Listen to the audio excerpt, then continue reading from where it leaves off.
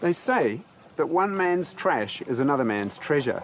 So what would you do with a bundle of old stuff like this? Cardboard boxes, some old bottles, used tyres, and some mussel shells. Well, if you're really clever, you can build a house.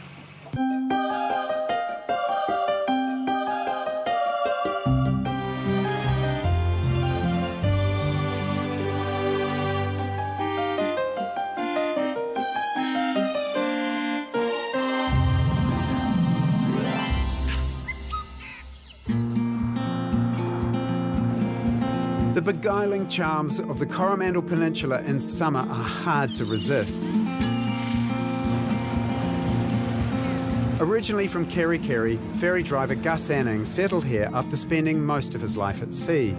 I've been sailing professionally now since I was 19, and it's taken me all over the world. I've been up to Antarctica 7 times now and the Arctic 3 times, and everywhere in between, really. It's been a great life, no regrets, but now I've found myself in the Coromandel.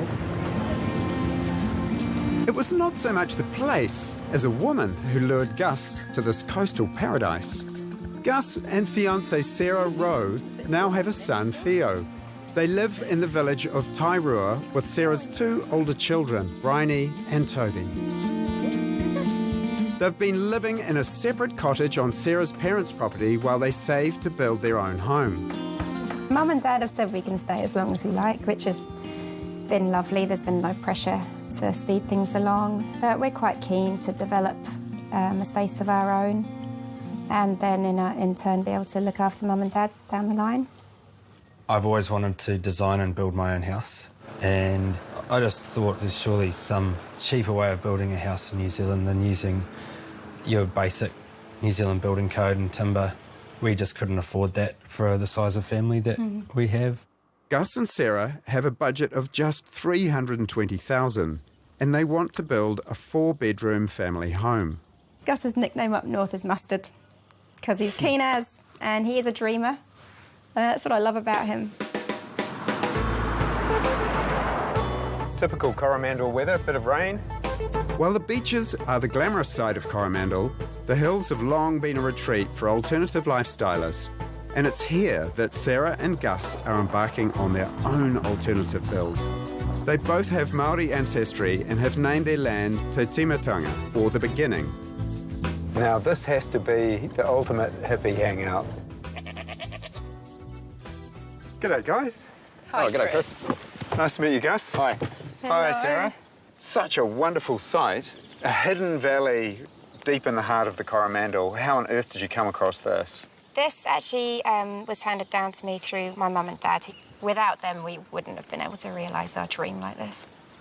A dream site which is already littered with the building materials for their future home. We're building an earthship. An earthship. So tell me what that is. An earthship is a house that's built out of recycled and natural materials. It's a house that can make its own energy and grow its own food and recycle its own water made out of the things that society throws away. So you're making a house out of rubbish? Yeah, pretty much. Earthships have been touted as the epitome of sustainable building. Early models resemble alien dwellings from another planet, and as far as Gus and Sarah's build is concerned, they may as well be. These prototypes were mostly built in the American desert, where it's extremely dry and flat. Sarah and Gus's site is cut into a clay bank beneath a grove of native rainforest in a valley that is frequently, well, very wet. So I know essentially they were developed first in the desert, but unlike there, we have slightly different conditions here. Yeah. How are you dealing with this? We'll be wrapping the whole thing in a waterproof layer.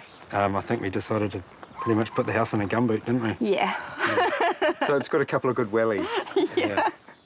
Gus and Sarah's rainforest earthship will be protected by a custom-made waterproof membrane, or gumboot. Broken mussel shells will provide insulation under a poured concrete floor. Roll out 1,300 recycled tyres, which are rammed with earth to form the exterior walls. These will be packed with earth cob and coated in a clay render. Mud bricks will form internal walls of this 4-bedroom home, incorporating glass bottles to create some pretty natural light. Apart from the living area, all the rooms run the length of the building, opening to a north-facing corridor which doubles as an internal greenhouse. Angled windows allow for maximum solar gain and provide views opening down into the valley. Timber logs will hold up an insulated roof and solar panels. Then Gus and Sarah can move into their alternative, recycled utopia. We're huge nature lovers and we feel, I think, most at home amongst nature. So come up to our house site. It all sounds very idealistic, but it's easier said than done. Using recycled products means saving in material costs, but there is a catch. Ramming tyres and making earthen homes is extremely labour intensive, so Gus and Sarah are turning their build into a workshop. People interested in the Earthship concept are making their way from all around the country and even overseas, each paying $2,000 to live on site and learn on the job from paid experts. Brother, you made it! Gus and Sarah are hoping this army of workers will finish their home in under 3 months. Good luck, I say. Sarah and I would like to welcome everybody here today. It's the start of a long journey. This team here, Sarah and I chose to come and navigate this journey with us, and they're all very experienced Earthship builders who are going to run an amazing course to let everybody upskill and take it to their communities. So thank you to all of you guys and welcome. I can't believe we've made it this far and now we're here. We've been talking about it for 3 years now and it started. So we've had about 20 arrive today, I think. Yeah. We get more and more and more as the workshop progresses, which is going to be great. Hosting unskilled interns to help build a house is one thing. To hope that they can pull off an extraordinary build in less than 3 months is another. I admire Gus and Sarah's optimism, but I suspect they may have underestimated what lies ahead.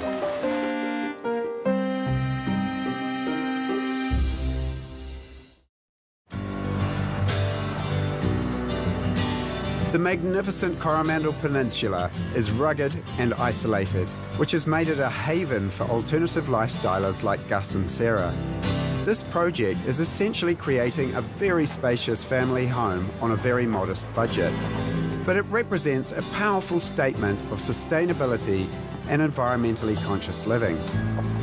We pretty much only need to go to here. Gosh, looking very, very impressive, Gus. Within a week, Gus and Sarah's Earthship workshop is in full swing. Things are happening. Yeah, things are going faster than I ever expected, really. Yeah, so we're ahead of schedule at the moment. We've never built a house before. You know, this is our first time at it, and it's going pretty easily, and it's got, you know, amazing energy at the moment. It's good. Just bash this down around the side so it's the same height as this one. Australian Ben Garrett is the project's construction manager, but in this case, that comes with an extra job description. He and the other international Earthship crew are teaching the novices, including Gus and Sarah, all they know about this unusual building technique. So just take this down a second. So the cynics amongst us would say, you know, this workshop system is just cheap labour to build a cheap house. Yep, that would be a cynical way to look at it. The other way to look at it is that it's community building. It's like an old school barn raising. Most people in society have no idea how to build their own houses these days because it's all been chopped up into separate trades. Yeah. And this way people get an overview of how they can do it for themselves. So there's an education element there that we try and bring to all the workshops. There's so many people out here and there's so much to learn from all these awesome Earthship people that have come over as well. It's just quite awesome being on site, heaps of energy. Everyone's here for a good time and to build the house. For the coming weeks, everyone's focus is on the gruelling task of pounding 1,300 recycled car tyres with dirt. These earth-packed tyres will form a thick and dense wall of thermal mass that will naturally regulate the temperature inside the house. This is a pretty labor-intensive part of the building, but the big payoff in the end is that the house is heating and cooling itself. Each tyre can take about 10 minutes to pound. I figure 1,300 tyres at 10 minutes each means it's going to take about 216 hours of gruelling labour to create Gus and Sarah's tyre wall. Wow, this is serious hard labour. And people pay to be here to do this? It's a unique experience. I feel like when I'm doing this, that I'm doing something helpful for the world and sharing skills with people that will enable them to perhaps live their life more fully. It's a worthy cause. You don't look tired yet. But if I'm honest, I'm not sure that I'd pay to come and do this. As well as recycling rubbish, earthships are designed to be capable of going off-grid. These huge ditches are part of that plan. These are the cooling tubes. So each of the rooms has one of these coming out the front. So this is a really key ingredient in earthship design, isn't it? Yep, that's keeping the building cool in summer. It works through convection. So we've got a greenhouse at the front of the building, which is generating heat from the sun. As soon as the windows are open, the hot air is escaping and dragging this cool air through the building. That simple. Yep.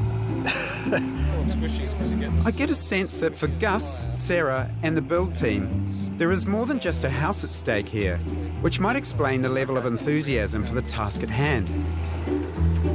While today it's full steam ahead, I've discovered that Gus and Sarah may be heading towards a major roadblock.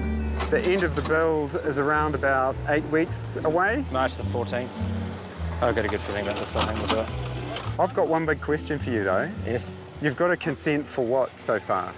Stage 1, which is our subfloor, concrete pad and our back retaining wall. Right. Yep. And your architect is still drawing the roof and so on, is that right? She's finalising the documents to hand into the engineer to sign off to hand into council. Right. Yep. So the plan is to have the roof on in 8 weeks, right? Yep. But has it been submitted yet? Should be right, mate, should be right. Wow. Yeah, worst case scenario, what happens if that consent doesn't come through? We'll just cross that bridge when we come to it. I don't think that we're going to have that problem. I think that everything's going to fall into our lap on time. Gus is certainly not lacking in optimism, and I hope he's right, because if their consent doesn't come through, it could put a stop to the whole project. Blissfully unaware of how close to the wind the build is sailing, the interns are still pounding tyres.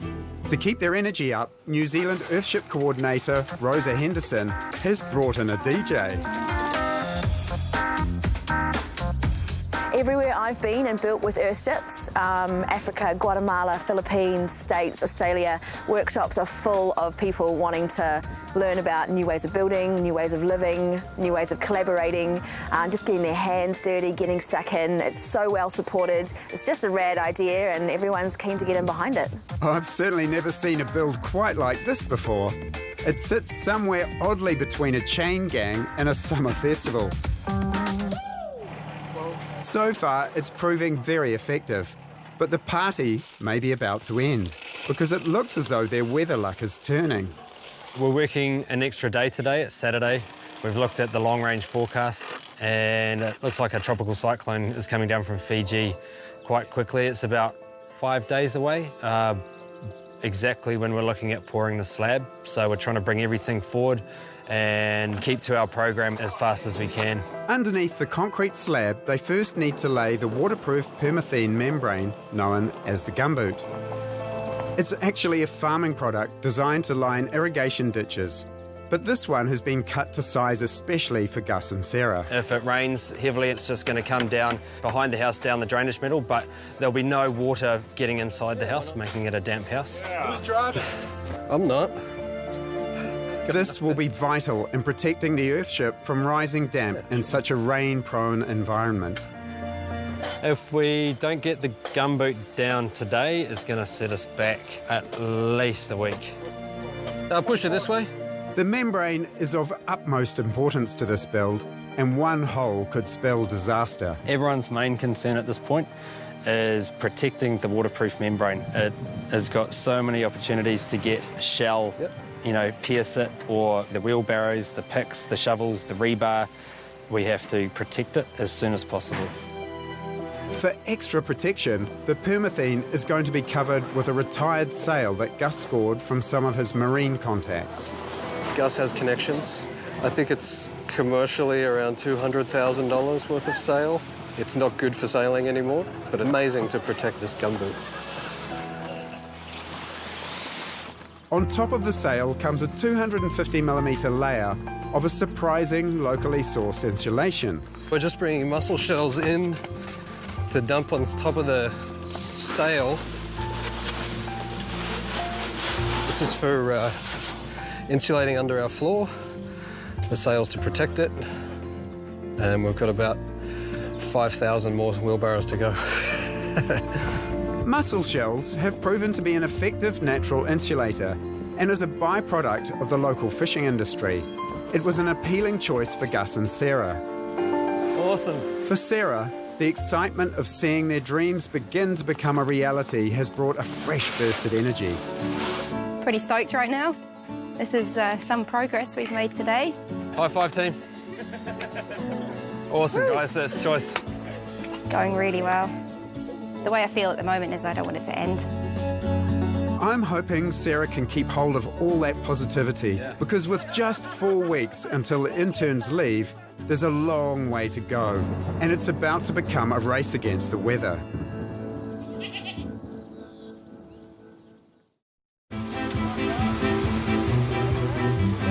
Gus and Sarah's build team are racing to lay their concrete base before the arrival of a tropical cyclone, which is tracking in from the Pacific. There's a steady line of trucks coming. I think we're up to our last truck, which is 35 metres concrete. Their decision to go with a concrete floor is a bit controversial when it comes to sustainable building. Usually we don't use concrete if we can avoid it. The engineering in New Zealand with the seismic earthquakes said that we had to, but we prefer to use earthen floors. An earthen floor brings with it more positive ions, so it's more like a walk in the forest. We had to tick a few boxes that were conventional building code, just so we could keep on track with our timeline. The pour marks the halfway point for Gus and Sarah's 8-week Earthship workshop, which is supposed to see the house pretty much finished in that time, using a team of train builders teaching keen interns.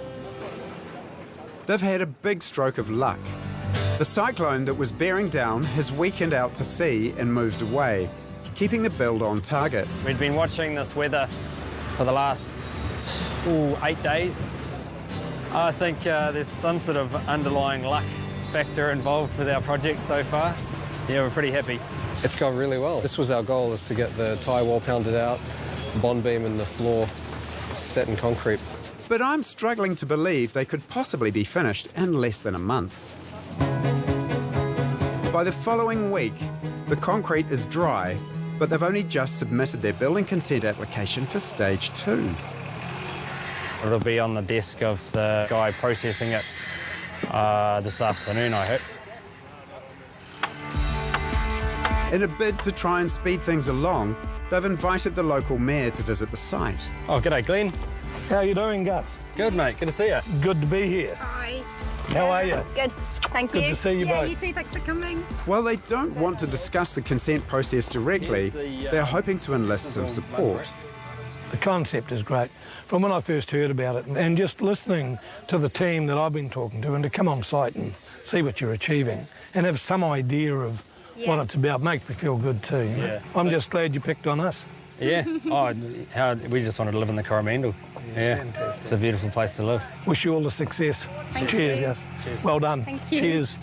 Great to have you here. Good to be here. We've been told at times we're a little alternate on the Coromandel.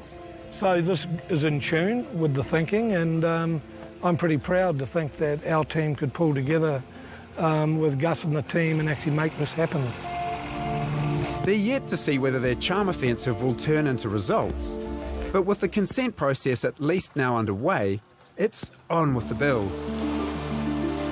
Gus has come to collect a stash of mud bricks from nearby Hotwater Beach, which he bought second-hand.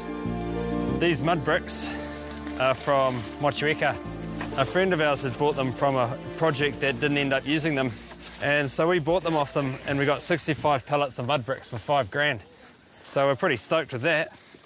It just made sense to build our internal walls with mud bricks. Mud brick building is an ancient technique dating back thousands of years. The bricks are made from earth, clay and straw.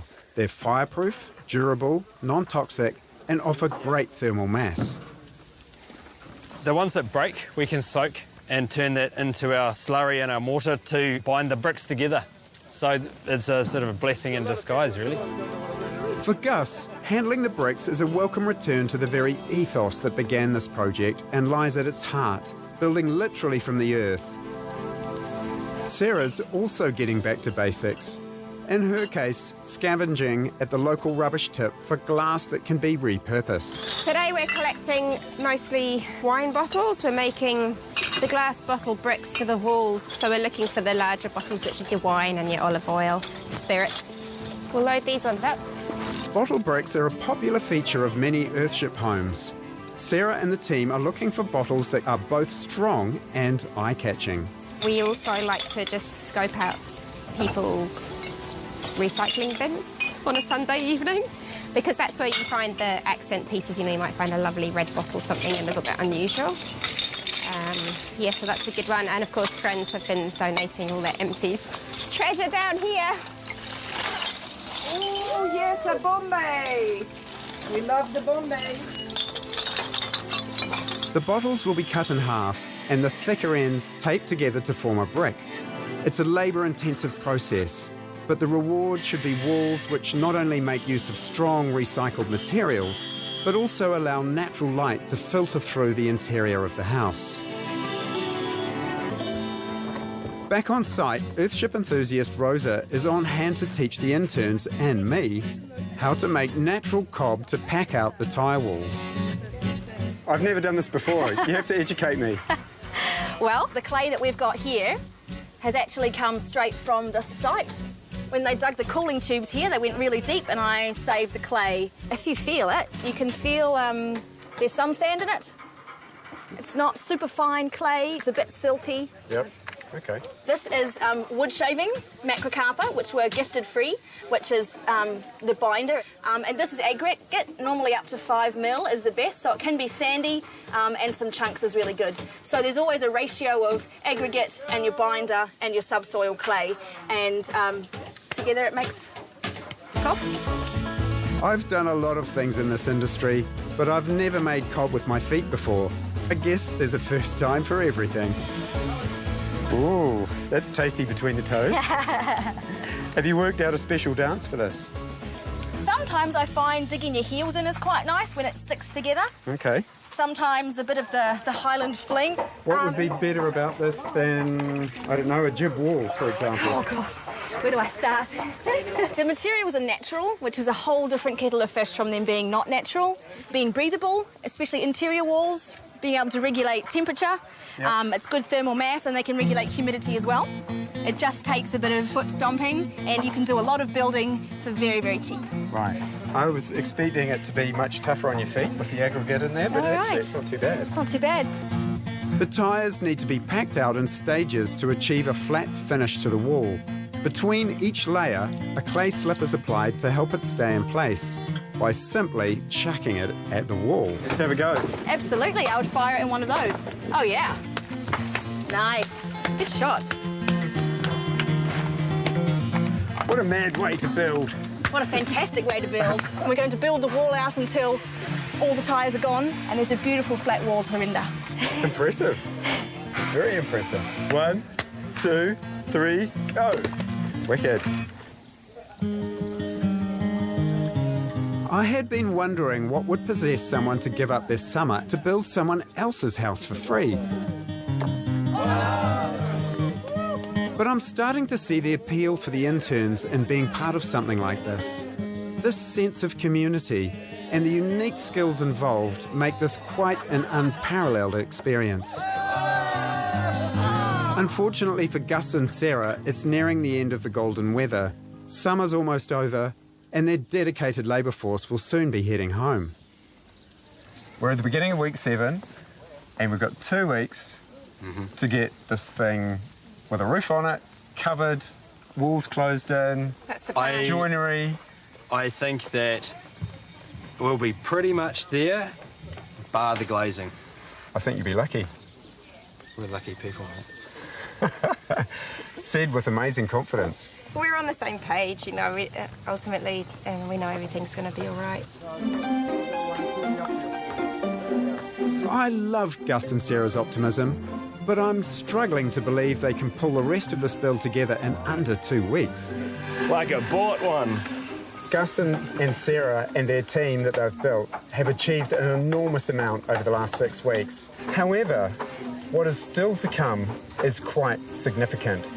Not only have they got yet to close in the walls and get the roof on, but they also have to get permission from council to even put the roof on. Short of a miracle, I'd say the deadline for this Earthship has already sailed.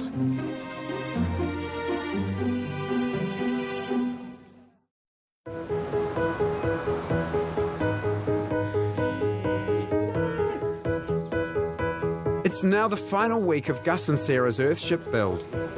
The week that they had hoped to be celebrating its completion, but they don't have a roof yet, and autumn's on its way. You know, we had to put a start and an end on this whole workshop, otherwise it would just sort of roll over and have no end. And everyone had to have an end so they could book buses and flights, and, you know, people have come from all over the world to help us. But we're not encapsulated, but we're very close. While Gus is perhaps blindly optimistic about this oncoming disaster, Sarah is more concerned. I could say I'm not stressed, worried, and that I'm quite happy that it's somewhere in here, I think. It's been quite a long time. While Gus has been supervising the build, Sarah's been the breadwinner, spreading her time between several part-time jobs, including a local nursery. We still need to bring the bacon home, so we decided that I would sort of tick along with my jobs because Gus is really the project manager. He needs to be on site, and that's no easy task. I battled so much with feelings of guilt not being there and the new people on site wondering where the hell I was. You know, whether it's at the beach or getting my nails done or something like that.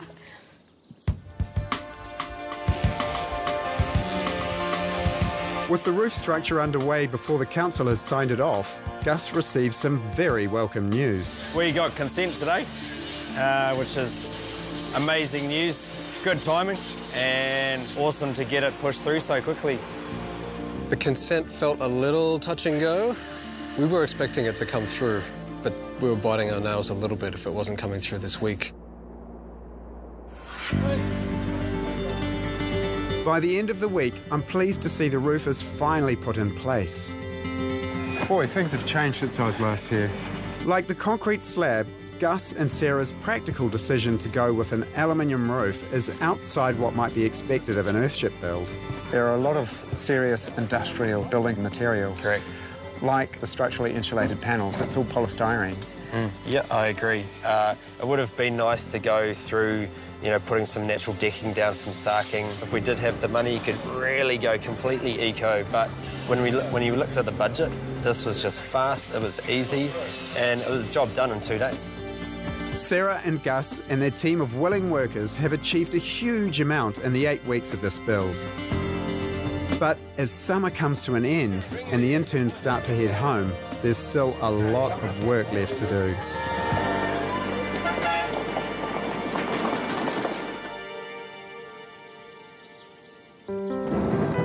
Autumn arrives, and almost on cue, so does the rain. With the house still not sealed, they can only hope that the moisture which will be working its way in doesn't cause permanent damage. A hardcore group of enthusiasts has offered to stay on a bit longer to help finish the build, but the caterers have left for other work, leaving Sarah to juggle camp mother duties with her part-time jobs. We promised them delicious home-style cooked hot meals in the evening in return for big days. We've all got big days to get this house in close. Yeah, final push. But the energy's high. They want to be here. We're quite a tight-knit community. Without the festive summer camp atmosphere, the reality of what still needs to be achieved is really starting to bite for Sarah and Gus. There's no choice but to push ahead as best they can and try to get the house sealed as soon as possible. 2 months later, they're on their own, and there's been limited progress. Since our workshop ended, things slowed down. You know, the house went up incredibly fast, and then we kind of plateaued, and it was all a bit sad. We didn't really imagine the amount of hours involved with all the cobbing and the drying process in between, and the earth plastering and bottle walls. Between 3 kids, 2 jobs, it's been quite hard to find 4 hours. I don't earn a lot of money, but what I have earned has helped offset the cost of this build. The sacrifices required to achieve a build like this are often far higher than people imagine, and it's taking a toll on Sarah in particular. Some days it's not just been about not having been productive emotionally too, it's been a little upsetting at times because I really did imagine that I'd be hands-on every day building our home. I'm really worried for Gus and Sarah that their build is still not sealed. The entire front of the house is open to the elements, raising the risk of mould and water damage as every day goes by. Although they're already over budget as they head into winter, they make the sensible decision to bring back some of the interns, this time paying them to help finish the build. They couldn't get rid of me, just love it too much. We're going into a change of season now, so it's taking a lot longer for the cob to dry, and I'm really noticing that. Our wall that we cobbed probably 2 weeks ago is still not dry yet. And, you know, whereas during the summer that would have dried in a matter of days. And it's really showing now. So we need to get the glazers in here so we can glaze it. Having some workers back on board is giving Gus and Sarah a much-needed burst of energy. Sensing the kids could use a morale boost as well, Sarah is introducing Bryony's school class to the Earthship concept. We can gather and use our own water, okay, create our own energy through the solar panels and the heat that's entering the house. Are you ready to get muddy? Yeah. Sweet. I mean, what a resource to use for learning, getting the kids out and getting involved in things, and then of course back in the classroom we can, you know, investigate design and the processes and the benefits environmentally. And they're proving a handy addition to the labour force as well. I had someone say to me it smells like dirt, but that's why it's called an earth. It's really nice that the kids can be involved with this kind of building. You know, there's not many building sites that are a suitable place for the kids. It's kind of like everyone's put a bit of love into the house. Yeah. 6 months after the start of the build, the moment has arrived for the glazing. This is huge today, getting the glazing in. The weather has changed considerably and it's been very muddy here. The hold-up mainly has been on my side to try and design a wooden block for the glazing to sit on so the double glazing units aren't sitting in a pool of water because it's on an angle. I think if I had had Ben around a bit longer, I think they probably would have nutted it out. But we've come up with a really good design that can shed the water away from the windows. Once the glazing goes in, then the flashings can go on, and once the flashings can go on, we can flue our chimneys, and meaning that we can light the fires to dry out our cob and our mud brick walls. For Sarah, whose parents gifted them the land, being able to show them around something that is starting to resemble a livable house is a big moment. Oh, is this your room? Yeah. They've just done so well, you know, and held onto the dream through all the difficulties. Oh, it's been great. It's not the way I would have done it because, you know, I'm sort of a bit old school, you know. I would have sort of seen if there was probably an easier way of doing it, but I don't think there is an easy way to do this Earthship. You just have to get in and Well, I think, roll up your sleeves and get your, you know, get muddy. yes, I think what Gus brings to it as well, that Sarah recognised as the big dream. And it's all very well being a sensible builder and the rest of it, but if you don't have dreams, then you don't get anything beyond that. That night, the team celebrates a house that is finally safe from the elements. It's really important that you've all been around the last couple of weeks. I think not so much just the physical build, but for morale too.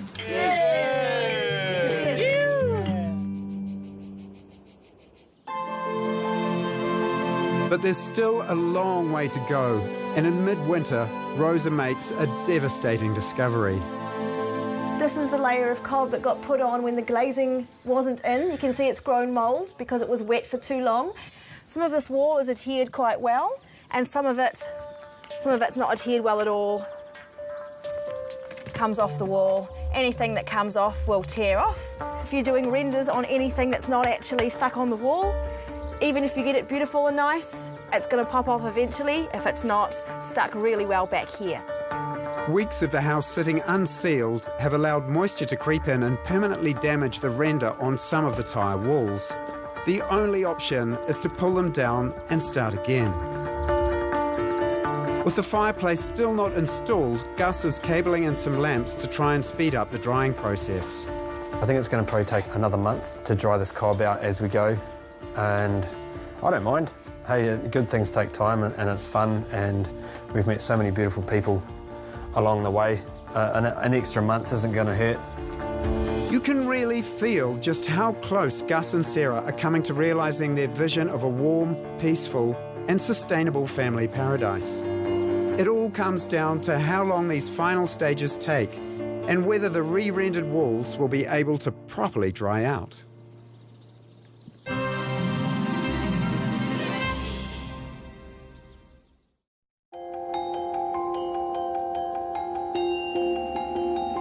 It's been 9 months since Gus and Sarah embarked on a dream to build an earthship in this beautiful, remote Coromandel Valley. So the last time that I saw Gus and Sarah, it was starting to look like a real building, but with a huge amount yet to do. Of course, their original goal to build the house in just 8 weeks was never realistic. But with a second summer now around the corner, I'm keen to see just how far they've come. Oh my goodness.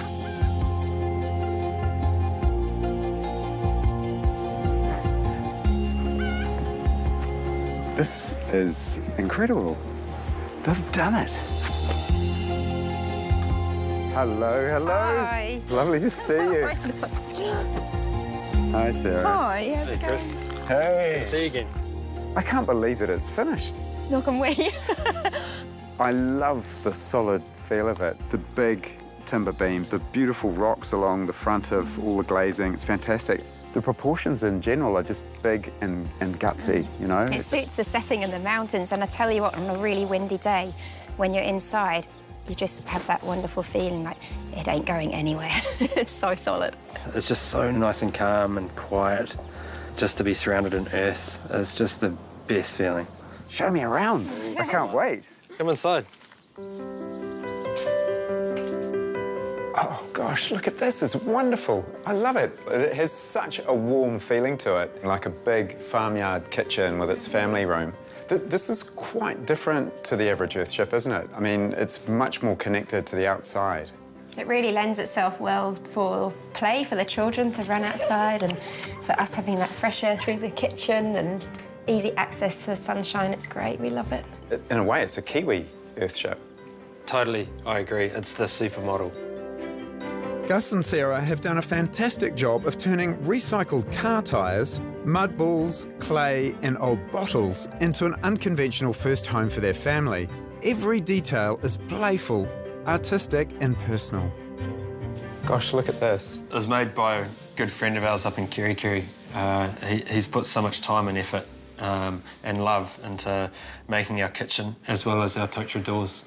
Boy, it must be wonderful to be finally into your own kitchen. Absolutely, dream come true. I don't think we'll know ourselves. But Sarah and Gus's home is also a machine. A house that not only provides shelter, it creates its own energy, recycles its own water, and grows its own food. Oh, look at this. It almost feels a little bit Polynesian. South Pacific paradise. Oh, it is. It's a really lush garden. And I love the reed ceiling too. And the bottles in here. It's incredible. It's come up so well. Yeah. What kind of plants and so on have you got here? Well, we've gone for mostly tropicals and native, but down the line we'll be integrating it with lots of good, stable food production. Year-round tomatoes, lettuces, or just whatever takes our fancy. I'd like to get breakfast on my way to the kitchen and just pick a passion fruit off the vine as I walk down the hallway. So, into the cave. Gosh. What a magical room. Yeah. My first impression is really, you know, these extremely different walls. This one here being mud brick with render. I love the rustic finish to it. And then in total contrast, the bottle wall has come up so superbly. I love these big swathes of green, and I suppose that these would be all your beer bottles that you've been drinking. It's wonderful. It really feels like a kaleidoscope. Yeah. And how about this back wall here? I mean, I can see that that's quite a mottled colour. Is that still drying? It's still drying. Sarah and Gus have done a great job of making the rooms feel as bright as possible, but the design keeps them out of direct sun. And if I'm honest, I'm still worried that mould could make an unwelcome comeback in the cob walls sometime in the future. For now, though, the result is delightful. This was always a bold and ambitious project. It may have taken 9 months instead of 8 weeks to build, but now the family's moved in, their dreams of organic living are being realised. Congratulations, guys. You've pulled off a really impressive, bespoke alternative build in 9 months. How does that feel? Like a pregnancy. Hard labour. Big push at the end. For me, the house has this wonderful ambience. It has an amazing warmth. And having learnt and thrown mud at the walls, that is, you know, there's a bit of me in there too, which is a really lovely feeling. There are things about it, though, that I kind of still wonder about, you know, like the detailing, the challenges that you had with the windows, which meant that the final glazing details, etc., weren't quite as elegant as the original drawings. But the bottom, with all your rocks, which wasn't in the original proposal at all, is beautiful and really ties it into the land. It feels like it's come out of the river valley, you know. It's really evolved over time. It has. When I was here last, you were having to pull down walls. I mean, it was that dramatic. I remember someone on one of the workshops who had been to quite a few earth buildings said it usually takes 2 years to build an earth house, no matter what. And you said to me 3 months. Yeah, I was like, oh, crikey. So I understand that now. I understand that now. It's going to take a good year to dry it out. You can definitely feel the humidity in the rooms, and it's going to take a while for that moisture to release out of the walls to dry it right out. Learning how to build with the natural materials around you is actually quite easy. It just takes a lot of labour. That's a good point. How did you do it?